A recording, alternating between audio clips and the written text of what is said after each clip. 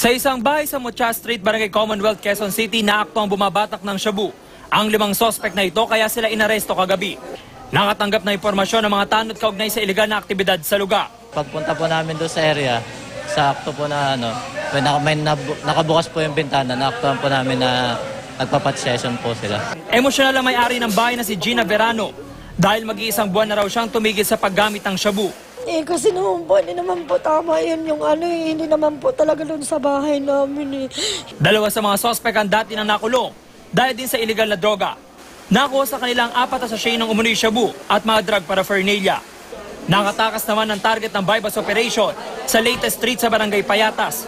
Pero naabutan sa lugar ang 2 lalaki. Nagpakilalang menor de edad ang isa sa kanila, pero duda rito ang mga pulis. Napagbintangan lang po ako sa may nahuli po ako sa may bandang babuyan. Yung konti lang po, pero hindi po akin lahat yan.